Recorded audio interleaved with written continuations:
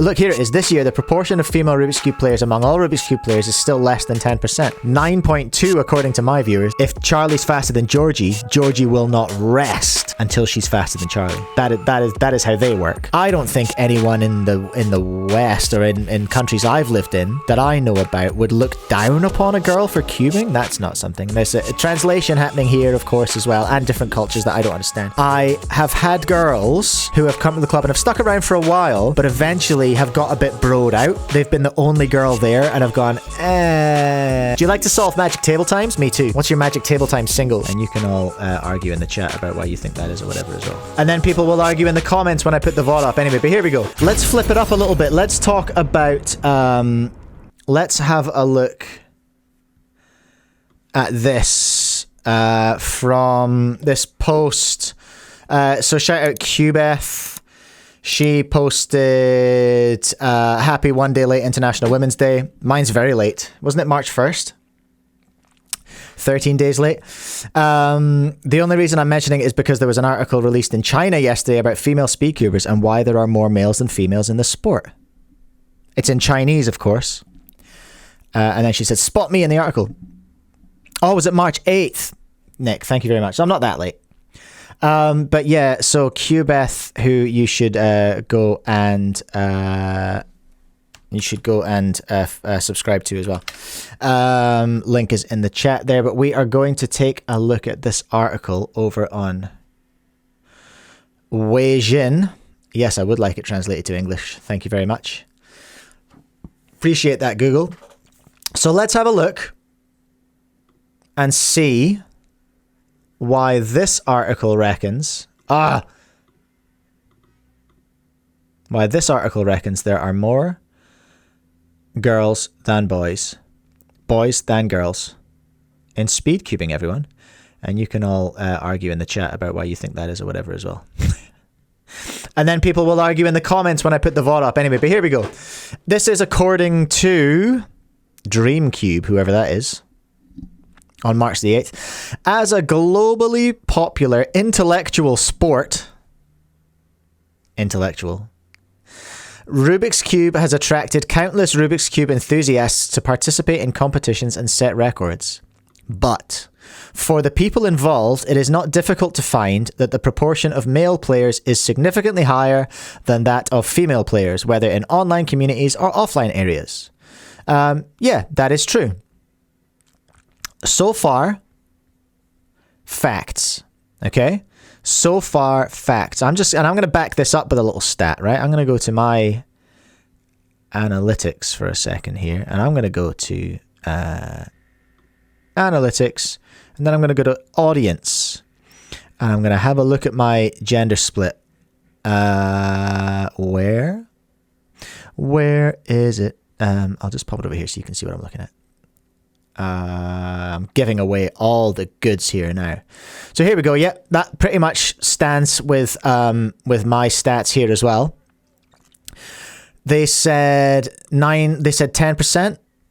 Did they? Oh no. They haven't said any percentage yet. But my stats, male viewers are 90%, female viewers are 9%. So there's like a 1 in 10, which isn't that bad actually, I don't think. Not like that. I have had videos where they've been 100% male, and in the past my channel has said 100% male. So according to WCA statistics, there were 21,000 female magicians, that's, let's say, cubers, who participated in the competition last year, and 25,000 this year. Oh, that's good. Although more than 3,000 female Rubik's Cube players have been added in 1 year, and the number of female Rubik's Cube players is growing steadily year by year, there is still a significant difference in the gender ratio between men and women. Again, you can't argue with that. There is a difference in representation. The ratio is 10 to 1, based on my viewers. Look, here it is. This year, the proportion of female Rubik's Cube players among all Rubik's Cube players is still less than 10%. 9.2 according to my viewers. So that's interesting, isn't it? That translates directly across. So I think we have like good data. Wait a minute. Anthony, are we approaching good data? There, I've got two sources. Why does this phenomenon exist? What factors affect this situation? Let's talk about this topic today. Let's see what this journalist thinks are the reasons. So here we go. We're going right back to the start. Take the toys that children wear or children play with when they are young as an example. In many cases, when parents buy toys for boys, they are more likely to buy educational toys, such as Rubik's Cube. There's no source, so this needs citation, but this is opinion here. For girls, they are more inclined to choose handmade toys. Handmade? Interesting. Such as puzzles and handicrafts. Well, hold on. That's a bit of a contradiction there, isn't it? Are we more likely to buy puzzles for girls, but Rubik's Cubes for boys? Well, which is which? You know, that's interesting, isn't it? I've noticed in my sample size of 2 children, the 2 that I have, Georgie, my daughter, is way more dexterous. Her hand-to-eye coordination... She plays with much smaller toys than Charlie does, who's my son and is older. And I think, honestly, I think of the 2 of them, I think she's going to be the cuber. They're bugging me right now to start a cube club at their school. And I think that might be the go. And we'll find out. If the thing is, if Georgie's faster than Charlie, Charlie will quit. If Charlie's faster than Georgie, Georgie will not rest until she's faster than Charlie. That is how they work. My sample size is very small. It's only my own children. As early as 2018, a study in Science magazine pointed out that parents are 3 times more likely to buy spatial reasoning toys for their sons rather than their daughters. That's interesting. That's interesting. And again, that doesn't necessarily reflect my own experience, because Georgie, with her little bits and pieces. Chang, I got 2 girls. They both get cubes. Yes, well, yeah, your sample size, again, is a bit biased by your own preferences of buying. There's so much in it, isn't there? The difference in early interest guidance caused by this stereotype will subtly influence children's choice of future interests and may give girls a psychological suggestion that the Rubik's Cube is a boy's game. But then if you've got parents like me and Chang, all 4 of Chang's and my children are getting exposed to Rubik's Cubes just because they want everything you've got, Chang. The male-dominated atmosphere of the Rubik's Cube community. Part 2. In the early days, the Rubik's Cube community was mostly composed of male enthusiasts. Only in recent years have the number of female enthusiasts gradually increased, but the proportion has always been low. True. Facts. Faced with such an unbalanced group atmosphere, women will subconsciously think that this is a male-dominated field, which will greatly affect women's interest in joining. And that's something I've talked about before, which is just representation. Which is why I believe that representation is such a big thing. Like, and what representation means is just girls seeing girls succeed. That is what I mean by representation in speedcubing. There is so much inspiration for boys because we see, like we say, 90% of us here are boys. Are male, right? Or whatever. So it is very easy for us as men to see ourselves represented in speedcubing. It's fairly simple. It's much more difficult for a girl to see themselves represented in speedcubing. That makes sense? It's very simplistic, but it's very important. In my humble opinion. Sometimes when female players practice Rubik's Cubes in public, they may even face pressure such as being watched, questioned, and looked down upon. This may be Chinese coded here. I don't think anyone in the West or in countries I've lived in that I know about would look down upon a girl for cubing. That's not something. There's a translation happening here, of course, as well, and different cultures that I don't understand. This is a Chinese article, is my understanding. All of which may further reduce women's willingness to participate. So that's something I've not experienced and can't really comment on particularly. But is something that this article is suggesting. I've never experienced life as a woman, so I can't really comment on that with much authority. But I've never seen what I have seen. What I have seen is, because I run a cubing club once a month. It's since before I had the store and everything. What I have seen and actually, this might be biased. In fact, this might be maths. I see lots of boys come and go. I've seen lots of boys come and stay and progress and get really, really fast. Like, remember, back in the day, Jasper Murray, previous Pyraminx world record holder, he was a Timmy who turned up at my cube club and was doing like 30-second Pyraminx averages. Dwayne Ramos as well. He came to the cube club when he was really young, stuck at it and progressed and got there. I have had girls who have come to the club and have stuck around for a while, but eventually have got a bit broed out. They've been the only girl there and have gone, nah. So, what am I trying to say with that? There are more boys turning up, and therefore a higher number of boys are making it through to that top tier. Our Dwaynes and our Jaspers and our Brins and our Coopers and our Connors and Z and Ryan and, all these kids who are sticking in and they're getting faster and faster and faster. And they're having a social time there. They're seeing their bros there. But the girls, I remember this one girl, Summer, who was really good. Really good. She was doing like sort of 12, 13 second average, but she was, for the longest time, she was the only girl. And it's just in a room full of boys. And I think she found it tough just in that environment. So do you see why that's a disadvantage to an extent? So just that first threshold is tough. And we're getting over that first step for organizers and for organizers and the girls themselves. I from what I can see, again, I've never experienced life as a woman, but from what I've observed, difficult, right? A chang, because teenage boys can get creepy. Oh, not so much in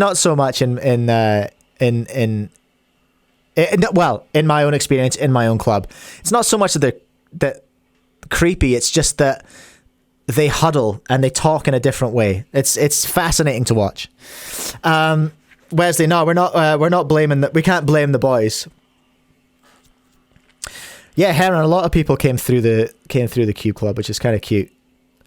I'm trying to think who else have I missed, man. Daniel, who is one of our delegates here in New Zealand. His sister was there for a while as well. Then she lost interest, and that's fine. It happens. We have a lot of drop off. Not everyone who starts cubing stays cubing. You know what I mean? That's just what it is. Now, physiological factors. We all know that playing with the Rubik's Cube requires hands as a turning tool. This argument's difficult to make, and I'm gonna clap back at this one, all right? In the Rubik's Cube community, there is a phenomenon that Rubik's Cube players aged between a few and 10 years old prefer second order and third order Rubik's Cubes. What they mean by this, second order and third order, that's 2x2 and 3x3. While for higher order and larger Rubik's Cubes, there are more male players than female players. Well,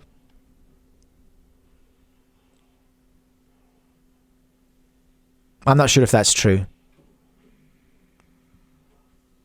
Obviously not in New Zealand. Again, I'm biased because we got Angela here.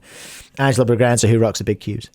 But then this is because the speed of playing with the Rubik's Cube is usually related to the size and strength of the hands. I'm gonna clap back at this. Boys' hands are usually bigger and stronger than girls, which may be an advantage when playing Rubik's Cube. Although this is not a decisive factor, it may affect some girls' participation and performance in the Rubik's Cube field. I don't buy this. I don't buy this at all, actually.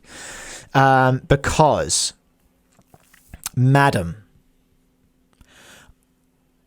are you suggesting, first of all, saying that you have to have strength, again, this could be translation, but saying that hand strength is a factor, I don't buy. I'm not climbing. Like, it's not strength so much as dexterity. And if it's dexterity, are you saying that girls can't be accomplished pianists? Are you saying that girls can't play the violin? Like, that argument does not make any sense. And I will push back on that one. There are physiological differences in growing up as male or female. Other identities exist, but growing up in that, physiologically, there are differences there, of course. So I don't buy that there's a physical difference between boys and girls that makes that much of a difference in cubing. I don't think it's that. There is a physiological difference, and people love to argue about it. Although we still cannot change this phenomenon, with the continuous popularization of Rubik's Cube, more and more women have started to play Rubik's Cube in recent years, and we love to see it. There is no shortage of female players in the Rubik's Cube competition circle.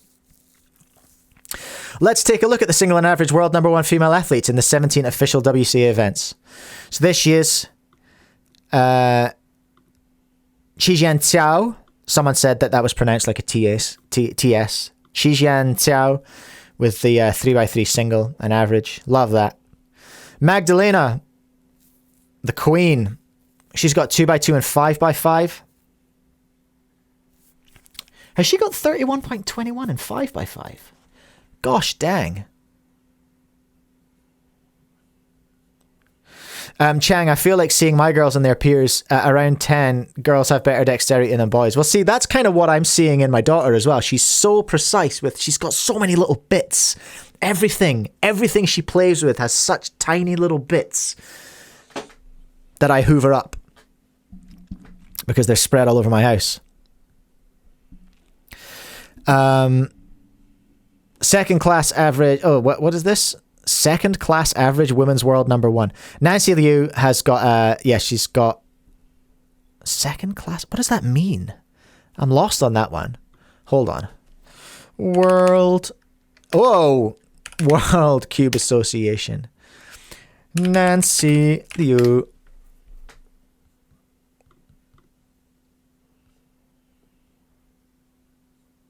Okay, she's got the 1.34 average in 2x2.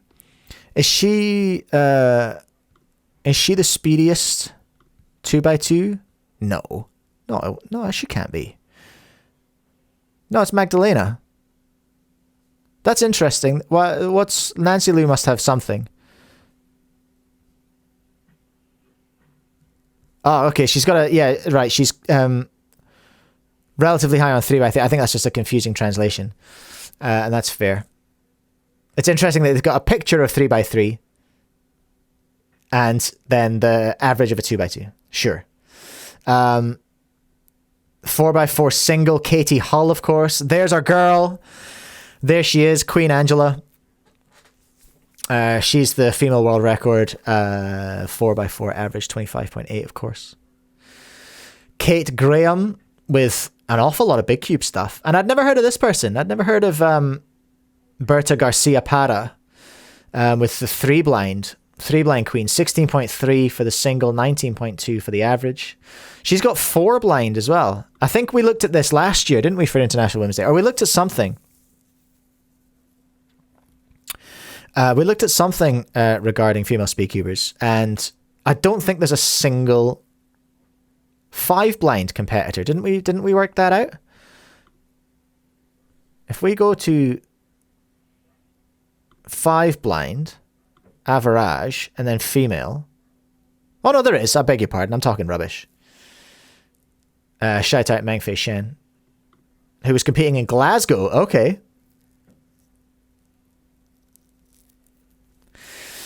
There's a lot of chat going on. Nancy Liu is underrated. Katie Hull is our Southeast cubing delegate. Berta, Queen of Blind.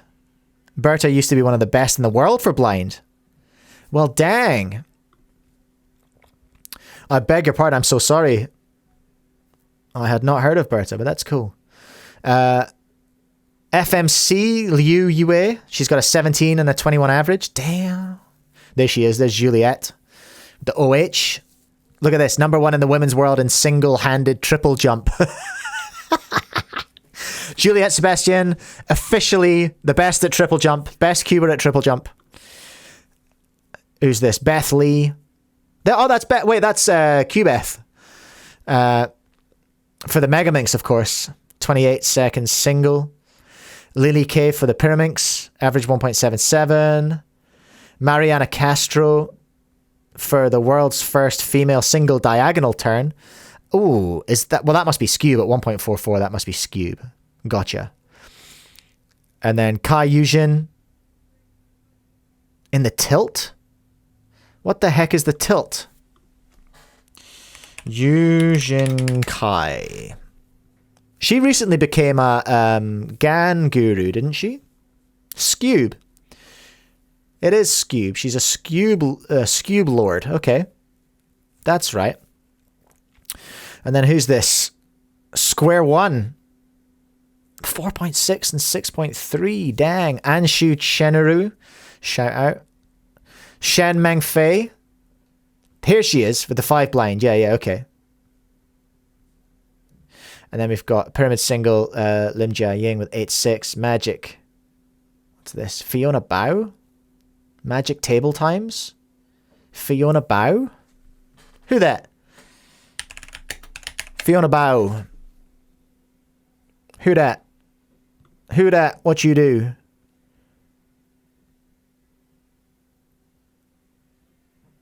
I don't know to what that one refers. Is it clock?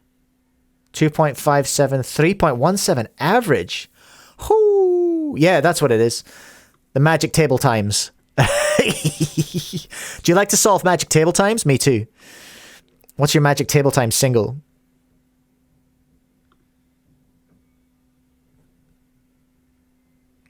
John Dave, yeah, that was Scube. Yeah, thank you.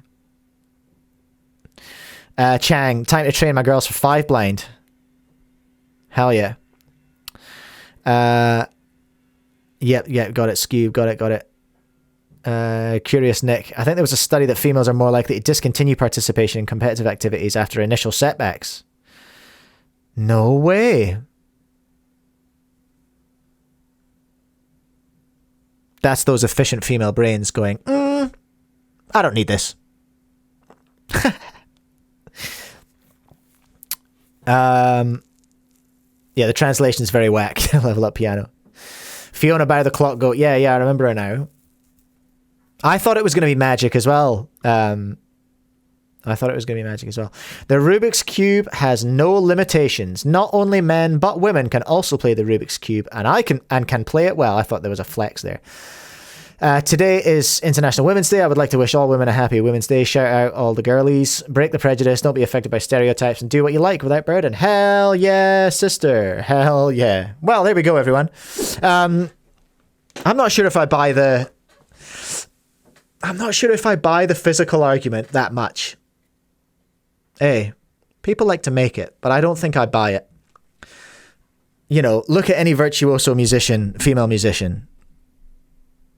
It can be done. So that's that. Well, that's that, everyone. Thank you so much, Qbeth, for throwing that one up. And letting us take a look. Qbeth's where I did post her. I did post a link, didn't I? Yeah, there's Qbeth. Let's pin that. Go and subscribe to Qbeth. It's at the top of the chat right now, everyone.